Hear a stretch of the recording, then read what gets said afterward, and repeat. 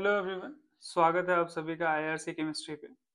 आज बेसिकली हम लोग जो यूपीपीएससी में जीडीसी की वैकेंसी आई है उससे रिलेटेड उसकी प्रिपरेशन स्ट्रेटेजी और पेपर का किस तरीके से पैटर्न रहेगा, कौन कौन से एग्जाम होंगे, उसके बारे में थोड़ा सा हम लोग डिस्कशन करेंगे। ये वैकेंसी अगर पिछले वैकेंसी से कंपेयर करेंगे तो 5 साल बाद आ रही है और इस बार जो केमिस्ट्री की वैकेंसी है उसमें जो नंबर ऑफ सीट्स है वो अराउंड 85 टू 87 सीट्स हैं, जो कि अच्छी खासी सीट्स हैं।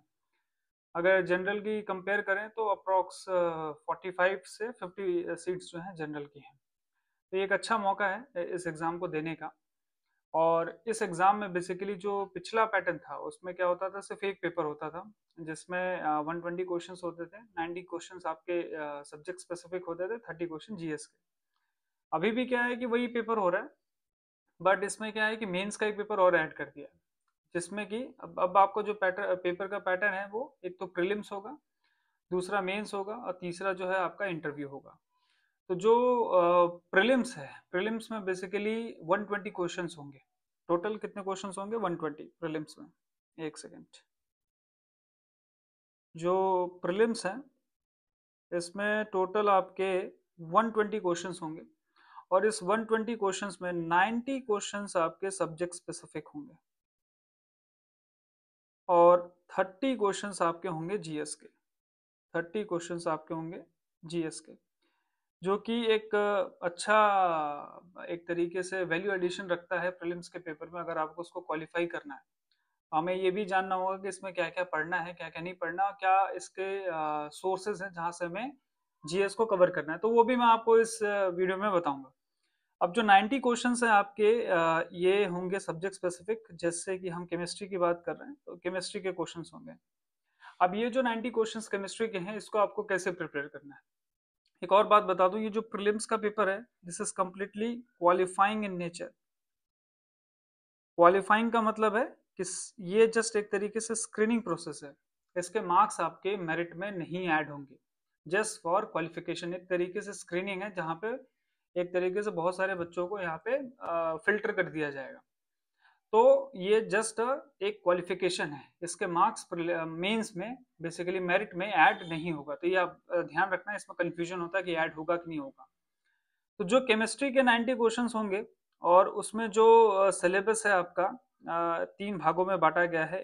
इनऑर्गेनिक, ऑर्गेनिक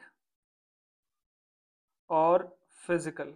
तो इसकी चर्चा मैं थोड़ी देर में करूंगा।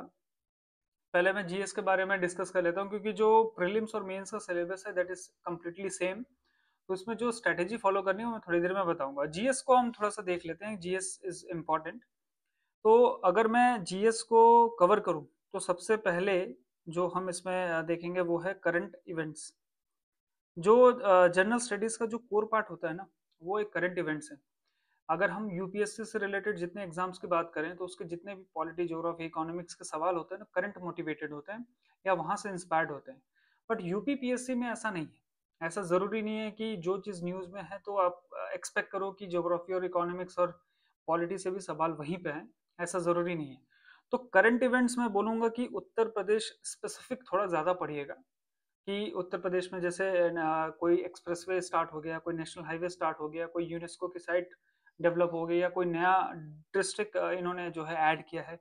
इस तरीके के इवेंट्स होते हैं। जैसे नया एयरपोर्ट जो है नोएडा में खुला है, सैमसंग की एक नई फैक्ट्री जो है ओपन हुई है, कोई एआई या सेमीकंडक्टर डेटा सेंटर अगर इस तरीके से ओपन है, मतलब जो थोड़े से हाईलाइटेड इवेंट्स जो कि उत्तर प्रदेश में हो रहे हैं वो आपको कवर करना होगा। तो इसको कवर करने के लिए आप कोई भी यूट्यूब चैनल या फिर न्यूज़पेपर को फॉलो कर सकते हो, जो डेली करंट अफेयर्स या वीकली करंट अफेयर्स को डिस्कस करते हो। तो वहां से ये पोर्शन आपका कवर होगा करंट इवेंट्स का।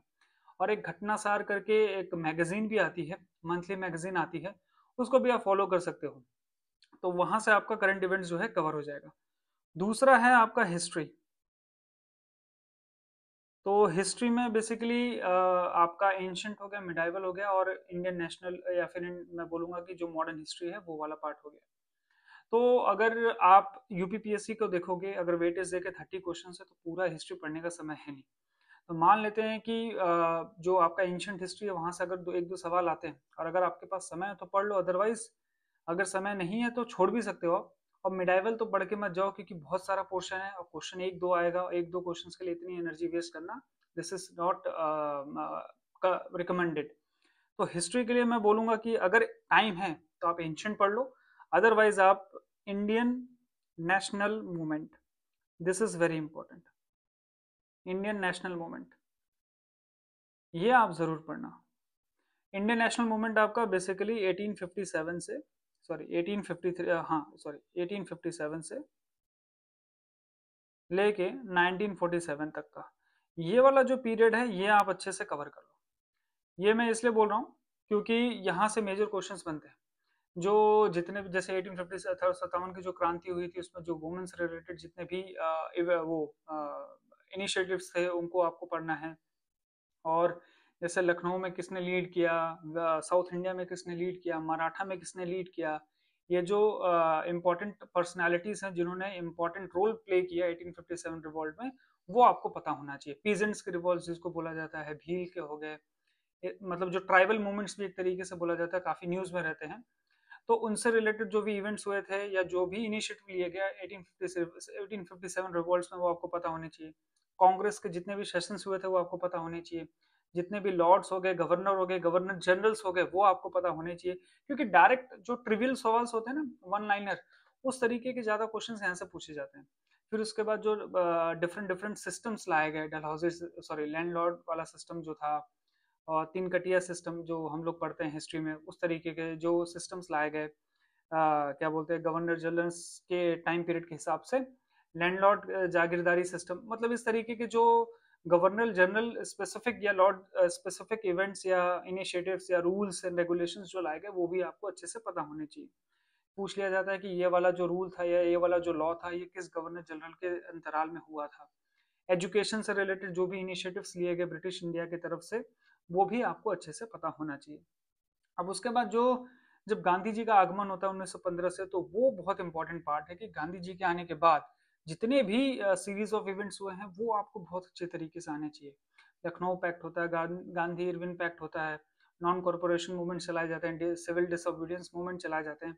उसके बाद खेड़ा मूवमेंट चलाया गया, अहमदाबाद में चलाया गया, चंपारण में चलाया गया, चौरी चौरा इंसिडेंट, मतलब ये जो इंपॉर्टेंट पार्ट्स हैं अगर वो आप कवर कर लेते हो जो हिस्ट्री में, तो मेरे ख्याल से दिक्कत नहीं आएगी, क्वेश्चंस आप सॉल्व कर जाओगे। तो वो आपको ध्यान रखना है।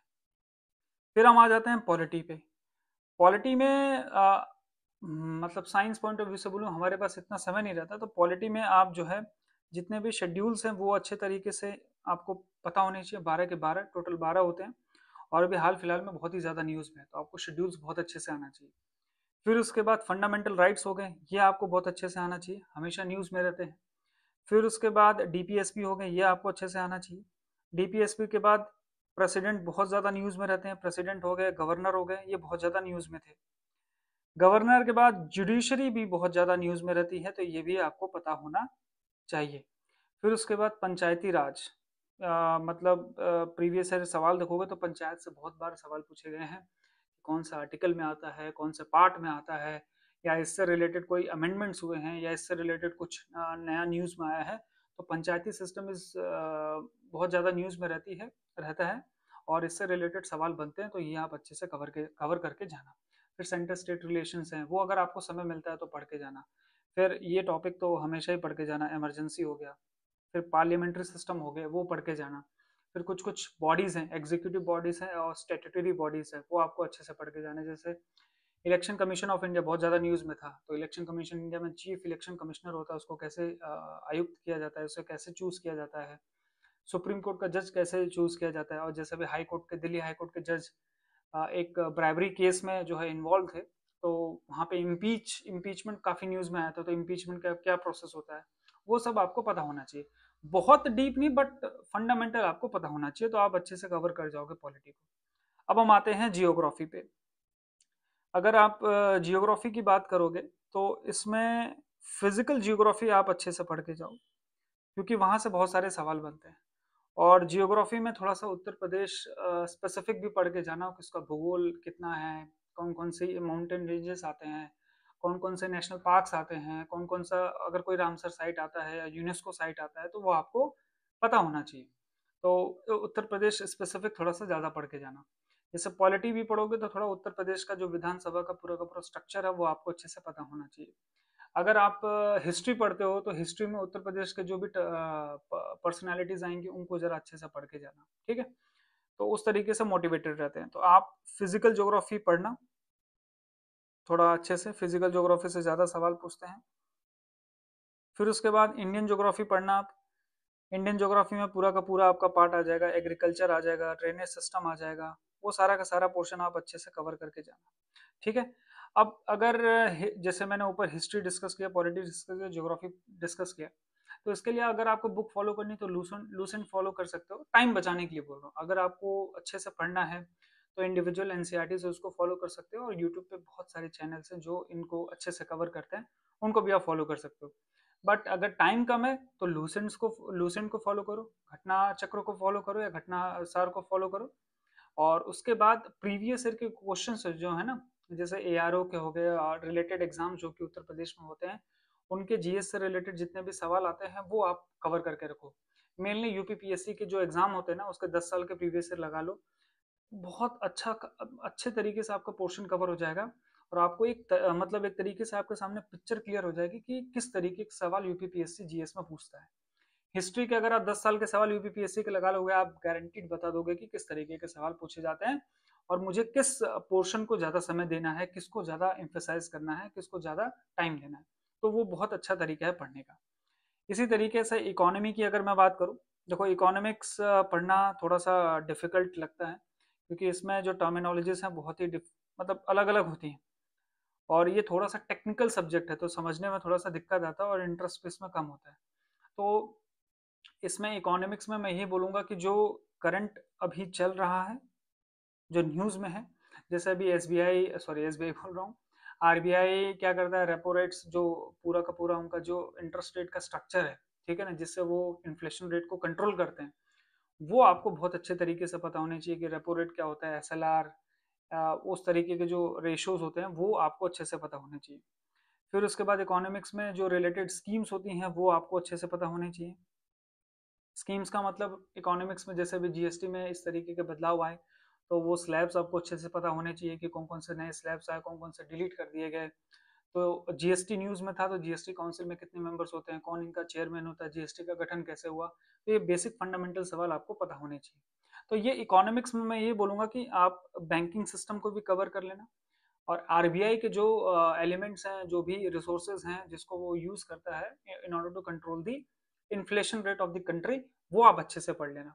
तो आपका इकोनॉमिक्स कवर हो जाएगा और ज़्यादा डिटेल में पढ़ने की ज़रूरत नहीं है, ठीक है। और जो करंट इवेंट्स मैंने बताए थे वो आपको सारे पढ़ने ही है। बस आपको याद रखना है कि यूपी स्पेसिफिक पढ़ना है आपको, यूपी स्पेसिफिक, ठीक है। तो ये इंपॉर्टेंट है कि कोई अगर रिलेटेड मेजर इवेंट्स होता है यूपी से रिलेटेड, तो वो आपको पता होना चाहिए, नोटेड डाउन होना चाहिए। तो अगर मुझे समअप करना है जीएस के प्रिपरेशन को, तो मैं ये बोलूंगा कि आप एक लूसेंट की बुक फॉलो कर सकते हो, थोड़ा कंसाइज है, पढ़ने में आसान होगा, पहली चीज। अगर आपके कंसेप्ट बिल्कुल ही क्लियर नहीं है, मतलब पहले कभी नहीं पढ़ा है जीएस, तो आप मैं बोलूंगा कि आप एनसीईआरटी पे जाओ और लेक्चर्स लगाओ इंपॉर्टेंट टॉपिक्स के, वहीं से आपका कवर होगा। अगर आपने पहले से पढ़ रखा है तो मैं बोलूंगा कि लूसेंट पे जाओ, रिवाइज करो, और फिर उसके बाद पीवाईक्यूज यूपीपीएससी के सॉल्व करो, that's it, this is more than sufficient for GS, ठीक है। अब हम आ जाते हैं केमिस्ट्री पे। अब केमिस्ट्री पे देखो, इसका जो कि हम लोग एमएससी कर चुके हैं, बहुत लोग ऑलरेडी अच्छा खासा केमिस्ट्री हम पढ़ चुके हैं। तो जो 3 भागों में ऑर्गेनिक, फिजिकल और इनऑर्गेनिक को बांटा गया है, वो similar to the NET. NET का सिलेबस ये थोड़ा थोड़ा चेंजेस है, मैं एक बार वो आपको दिखा भी देता हूँ। ये वो सिलेबस है। अगर मैं इनऑर्गेनिक की बात करता हूँ, तो पहला जो टॉपिक है वो आपका बॉन्डिंग से रिलेटेड है, पढ़ाने की जरूरत मतलब बहुत ज़्यादा अलग से इसमें कुछ करने की जरूरत नहीं है। जो भी आपने नोट्स अभी तक बनाए हैं गेट के और नेट के, उनको आप रिवाइज करो, और रिवीजन पे बहुत ज़्यादा समय मत खर्च करो, तुरंत आप पीवाईक्यूज पे आ जाओ, क्योंकि PYQs are best method to एक तरीके से शार्पन योर प्रिपरेशन। अगर आपको अपनी प्रिपरेशन को बहुत अच्छी दिशा में लेके जाना है, तो पीवाईक्यूज आप कोशिश करो कि कम से कम मैं 2 से 3 साइकिल उसके कंप्लीट कर लूँ। तो आप पीवाईक्यूज वहाँ से कवर करो, जैसे मेन ग्रुप एलिमेंट्स हैं, तो आपने जितने भी अपने नोट्स बना रखे हैं उनको पढ़ो, पीवाईक्यूज को सॉल्व करो, फिर पढ़ो, पीवाईक्यूज को सॉल्व करो। पीवाईक्यू सॉल्व करने का एक अच्छा तरीका ये है कि मान लो 300 क्वेश्चन सॉल्व किए, 300 क्वेश्चन में से 70 क्वेश्चन गलत हो गए, तो उन 70 क्वेश्चन में देखो कि कौन कौन से एरिया में मेरे गलत हुए। जैसे बॉन्डिंग में मेरे अगर मान लो 20 क्वेश्चन गलत हुए तो उसमें हो सकता है मैक्सिमम क्वेश्चन मेरे एमओटी के गलत हुए या कुछ वीबीटी के गलत हुए। तो जो मेरे गलत हुए उनसे रिलेटेड मैं बुक्स को रेफर करूंगा और उनसे रिलेटेड मैं कुछ वीडियोस या कुछ भी मतलब देख के उसके थ्योरी को कंप्लीट करूंगा, और दोबारा जब मैं रिवीजन करके उस नेक्स्ट साइकिल पे पहुंचूंगा तो मेरी कोशिश ये रहेगी कि जो क्वेश्चन मैंने पहले गलत किए थे वो दोबारा ना हो। अगर ऐसा है दैट मीन्स कि आपकी तैयारी अच्छे डायरेक्शन में जा रही है, सही डायरेक्शन में जा रही है। फिर उसके बाद डीएनएफ ब्लॉक है। तो इसमें जो भी सारा का सारा सिलेबस है वो आप पढ़ चुके हो। इसमें जो नया अगर मैं बात करूं जो थोड़ा सा हम लोग भूल जाते हैं पढ़ने के लिए, वो एक है आपका इनऑर्गेनिक स्पेक्ट्रा और एक है ऑर्गेनोमेटालिक। ये हमेशा यूज में नहीं रहता है। मतलब अगर हम कहीं पढ़ रहे हैं या पढ़ा रहे हैं तो हमारा जो है मोस्टली ग्रेजुएशन तक का नहीं तो 12th तक का सिलेबस टच में रहता है, लेकिन ये वाले टॉपिक्स जो है टच में नहीं रहते, जिसकी वजह से हमें क्या है इनको पढ़ने में दिक्कत आती है। तो उसके लिए आप यूट्यूब पे रिलेटेड वीडियोस को फॉलो कर सकते हो। और हम भी अपने चैनल पे जो है मैं पीवाईक्यूज के सीरीज लाऊंगा टॉपिक वाइज। जैसे ऑर्गेनोमेटालिक्स के होंगे तो ऑलमोस्ट 200 से 300 क्वेश्चन हम सॉल्व कराएंगे, जिसमें आपका पूरा का पूरा टॉपिक कंप्लीट हो जाएगा। तो वो सीरीज हम बहुत जल्दी लाने वाले हैं। फिर उसी तरीके से आपका ऑर्गेनिक है और फिजिकल है। तो मैं आपको एक एडवाइस ये देना चाहूंगा कि जब भी आप कोई भी टॉपिक्स पढ़ते हो, जैसे ये रहा क्वांटम, ठीक है, तो हमारी आदत क्या है कि हम हमेशा शुरू से पढ़ना स्टार्ट करते हैं। अब शुरू से पढ़ते पढ़ते पढ़ते जैसे ही मैं हाइड्रोजन एटम पे पहुंचता हूँ या परटर्बेशन थ्योरी पे पहुंचता हूँ या फिर स्पिन वेव फंक्शंस पे पहुंचता हूँ तो मेरी कैपेसिटी डाउन हो जाती है। या मैं ऐसे बात करता हूँ कोऑर्डिनेशन की बात करता हूँ, हम आईयूपैक से स्टार्ट करते हैं, वर्नर कॉम्प्लेक्स से स्टार्ट करते हैं। हमें कहाँ से स्टार्ट करना चाहिए? सीधा सीएफटी। सीएफटी पढ़ो, सीएफटी के बाद एलएफटी पढ़ो, एलएफटी के बाद रिएक्शन मैकेनिज्म पढ़ो, फिर स्क्वायर प्लेनर कॉम्प्लेक्स और डिफरेंट टाइप ऑफ थ्योरीज, जैसे वो पाई बॉन्डिंग थ्योरी वो वाली थ्योरीज पढ़ो, क्योंकि वो मेजर पोर्शन है जहाँ से सवाल पूछे जाते हैं असिस्टेंट प्रोफेसर। अगर इसका लेवल की बात हम करें तो ये मिक्सअप रहता है, थोड़ा सा जैम प्लस गेट, गेट के सवाल, नेट के थोड़े से डिफिकल्ट क्वेश्चंस होते हैं जो कि यहाँ नहीं आते, क्योंकि जो ड्यूरेशन है पेपर का प्रीलिम्स का that is for 2 hours, 120 question 2 hours के लिए। तो आप सोचो कि क्वेश्चन का लेवल बहुत ज्यादा डिफिकल्ट नहीं होगा, मॉडरेट होगा और फंडामेंटल होगा, बहुत डीप नहीं होगा। क्योंकि 2 घंटे में 120 क्वेश्चन करना, आप समझ जाओगे क्वेश्चन का लेवल जो है बहुत हार्ड नहीं होगा, अदरवाइज आप सॉल्व नहीं कर पाओगे। तो सारे टॉपिक्स को आपको कवर करके जाना है। दूसरा जो एक अच्छा तरीका मैं बताता हूँ, जो मैंने आप लोगों को बताया था ऊपर जीएस के लिए, आपको क्या करना है, हर एक टॉपिक के 1 पेजर बनाने हैं। 1 पेजर, 1 पेजर का मेरा मतलब क्या है, जैसे मैंने कोऑर्डिनेशन पढ़ लिया, कोऑर्डिनेशन केमिस्ट्री मैंने पढ़ ली, ठीक है। अब कोऑर्डिनेशन केमिस्ट्री पढ़ने के बाद जब मुझे दोबारा पढ़ना है तो मैं पूरा थ्योरी तो पढ़ूंगा नहीं, तो मैं क्या करूंगा, मैंने जो जो पढ़े, जैसे मैंने आईयूपैक पढ़े तो आईयूपैक पढ़ने पे जो रिलेटेड इंपॉर्टेंट कुछ कुछ आईयूपैक नेम है उनको मैं लिख लूंगा, या ब्रिज कॉम्प्लेक्स के नाम कैसे लिखते हैं वो लिख लूंगा, क्योंकि वही इंपॉर्टेंट है, बाकी ही सही है। वर्नर थ्योरी जो है, अगर वहां से मैक्सिमम जो भी सवाल आते हैं प्राइमरी वैलेंसी सेकेंडरी वैलेंसी से रिलेटेड सवाल, बहुत ही रेयर है कि आ जाए। हाँ, वो इस तरीके के सवाल पूछता है कि ये कॉम्प्लेक्स है, उसमें एजी सेल डाला, उसने प्रेसिपिटेट इतना बनाया, एजी सेल का तो बताओ कि प्राइमरी स्फीयर में और सेकेंडरी स्फीयर में कितने आयंस थे आपके। तो उस तरीके के सवाल आते हैं, तो वो आप एक तरीके से लिख लो। फिर उसके बाद हम सीएफटी पे जाते हैं। तो सीएफटी में आप जो है जो मेजर पोर्शंस हैं कि टी टू सॉरी ऑक्टाहेड्रल की स्प्लिटिंग कैसे होती है, टेट्राहेड्रल की स्प्लिटिंग कैसे होती है, जेटीडी में क्या क्या होता है, तो ब्लॉक पॉइंट्स बना बना के लिख लो। अब हम जेटीडी में पढ़ते हैं ना, डायनेमिक पढ़ते हैं, स्टैटिक पढ़ते हैं। तो डायनेमिक में 2 मेजर फेमस एग्जांपल आते हैं, तो कॉपर नाइट्रेट का CuNO2 6 का एक एग्जांपल आता है, और TiH2O6 3+ का आता है एग्जांपल। तो वो 2 एग्जांपल आप लिख के रख लो। फिर उसके बाद हम जब रिएक्शन मैकेनिज्म पढ़ते हैं या एलएफटी पढ़ते हैं, तो एलएफटी में आप तीनों का पाई acceptor, pi donor, sigma donor का जो एलएफटी डायग्राम है वो आपको पता होना चाहिए। तो आपके पेज पे वो बना होना चाहिए, ताकि आप जब दोबारा रिवीजन करो तो मुझे इतना समय ना लगे, मैं पूरा थ्योरी पढ़ने बैठ जाऊँ। सीएफटी पढ़ रहा हूँ तो सीएफटी में मैं जितने भी क्वेश्चन है related to hydration energy, related to lattice energy, वो मैं फॉर्मूला मेरे पास लिखा होना चाहिए, ताकि मैं गो थ्रू करूँ तो सीएफटी मेरा with in 10 to 15 minutes complete हो जाए। तो 1 पेजर आपको बनाना है। जैसे आप रिएक्शन मैकेनिज्म पढ़ लिया, तो रिएक्शन मैकेनिज्म में आपको जो इंपॉर्टेंट बातें ध्यान रखनी है कि पाई डोनर होगा तो वो क्या करता है, ट्राइगोनल बाइपिरामिडल इंटरमीडिएट बनाता है। अगर पाई एक्सेप्टर है तो स्क्वायर पिरामिडल इंटरमीडिएट बनाता है। तो उस तरीके की चीजें आपको अपने नोट्स में ऐड करनी है, ठीक है। फिर इसी तरीके से आपको ओरिजिनल डायग्राम जो हम पढ़ते हैं वो आपको पता होने चाहिए। यहाँ से क्या सवाल पूछ लेता है वो D2, जैसे D1 D9 है, D4 D6 है, D2 D7 D3 D8 है, तो यहाँ से सवाल पूछ लेगा कि इसका ग्राउंड स्टेट क्या है या इसका ओरेगल डायग्राम कैसा है, इस तरीके के सवाल पूछेंगे। तो वो आपके पास एक ब्लॉक डायग्राम की तरह 3 से 4 पेज में या मैक्सिमम 6 पेजेस में आपका कोऑर्डिनेशन खत्म हो जाना चाहिए। और ये आप तभी बना पाओगे जब एक बार आप अच्छे से रिवीजन कर लोगे। पेजर बन गए, रिवाइज करो, गो बैक टू पीवाईक्यूज करो, देन अगेन साइकिल को कंप्लीट करो। This is the best strategy. तो जब आप प्रीलिम्स के लिए पढ़ो तो आप अच्छे तरीके से पूरा पढ़ो। अच्छे तरीके से मेरा मतलब है कि पूरा प्रॉपर गेट का सिलेबस पूरा कवर करो, क्योंकि आपको मेंस का भी क्वेश्चन लिखना है। और जब आप मेंस लिखोगे तो वहाँ पे क्वेश्चन के लेवल से थोड़े से बढ़ा देंगे, तो वो आपको इसी तैयारी, मतलब ये जो प्रीलिम्स की तैयारी करोगे वो आपको मेंस में हेल्प करेगा। तो एक ओवरव्यू अगर मुझे देना है तो बेसिकली प्रीलिम्स के लिए मैंने आपको बताया कि आपको पीवाईक्यूज फॉलो करना है, पीवाईक्यूज किसको फॉलो करना है, गेट के फॉलो करने हैं, और जितने भी डिफरेंट स्टेट्स के सेट के एग्जाम हो रखे हैं वो फॉलो करना है, और जैम के क्वेश्चंस फॉलो करने हैं। This is enough for your prelims chemistry, as far as chemistry is concern. इसमें आपके 120 क्वेश्चंस होंगे और ये 1 आवर का, सॉरी 2 आवर का होगा। जीएस के लिए मैंने आपको क्या बताया, लूसेंट फॉलो करो और यूपीपीएससी के जितने भी प्रीवियस ईयर क्वेश्चंस हैं उनको फॉलो कर लो लास्ट 10 ईयर्स के। फिर आपका आता है मेंस।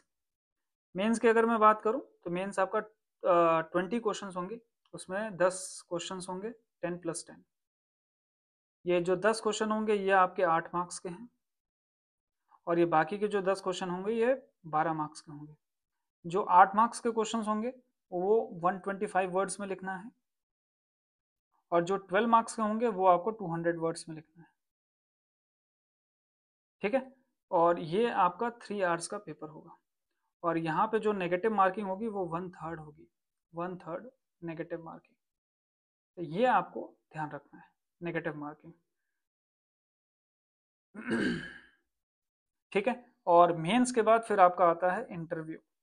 तो इंटरव्यू अगर आप देखोगे तो ज़्यादा वेटेज नहीं दे रखा है, ओनली जस्ट 25 मार्क्स। अब 25 मार्क्स में वो आपसे डिटेल तो बात करेगा नहीं, वो जस्ट आपसे सब्जेक्ट के बारे में पूछेगा और आपके प्रीवियस एक्सपीरियंस के बारे में पूछेगा, थोड़ा सा फंडामेंटल बेसिक नॉलेज पूछेगा सब्जेक्ट के बारे में, क्योंकि वेटेज दिया नहीं, वेटेज सारा का सारा आपका मीन्स पे आ गया। और मेंस पे पहुंचने के लिए आपको प्रीलिम्स, और प्रीलिम्स के लिए 2 स्तंभ हैं आपके, एक तो जीएस है और दूसरा है केमिस्ट्री। जीएस के लिए लूसेंट प्लस पीवाईक्यूज, ठीक है। और अगर आप भूले हुए हो तो आप रिलेटेड लेक्चर्स लगा सकते हो, ज्योग्राफी, पॉलिटी एंड इकोनॉमिक्स, इन सबके, ठीक है। और दूसरा, आप अगर मेंस के लिए अगर आते हो तो मेंस के लिए जो प्रीलिम्स के लिए आपने तैयारी कर रखी है उसी को आपको क्या करना है, इनहेंस करना है मेंस में। तो जब प्रीलिम्स ओवर हो जाएगा तब हम मेंस के ऊपर आएंगे, तब मैं आपको मेंस का आंसर राइटिंग प्रैक्टिस कैसे करते हैं वो भी बताऊंगा। क्योंकि जो जियोलॉजिकल सर्वे ऑफ इंडिया का एग्जाम होता है उसमें 3 पेपर होते हैं मेंस के, तो वहाँ पे ज़्यादा मेहनत करनी पड़ती है। यहाँ पे एक ही पेपर है तो यहाँ पे कम मेहनत करना है, बट कैसे करना है वो आपको मेंस की प्रिपरेशन में बताएंगे। बट फिलहाल के लिए this is enough for your preparation for GDC, UPPSC GDC 2025।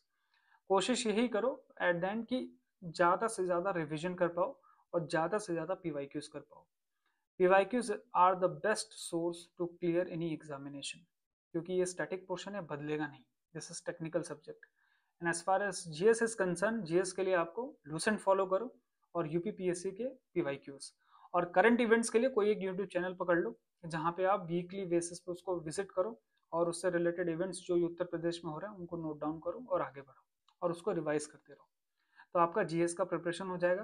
Chemistry में प्रीलिम्स के लिए मैंने बता दिया, जो नोट्स आपके हैं उनको रिवाइज करो और पीवाईक्यू सॉल्व करो। पीवाईक्यू आपको किसको सॉल्व करने हैं, जो स्टेट्स के सेट के एग्जाम्स होते हैं, गेट के प्लस जैम के, दैट्स इट। तो ये पूरा का पूरा जो सेशन था हमारा, ये असिस्टेंट प्रोफेसर के प्रिपरेशन स्ट्रेटेजी पे था, और रिलेटेड पीवाईक्यूज के क्वेश्चंस जो केमिस्ट्री के होंगे वो जल्द हम स्टार्ट करने वाले हैं। तो आज के सेशन में इतना ही, धन्यवाद।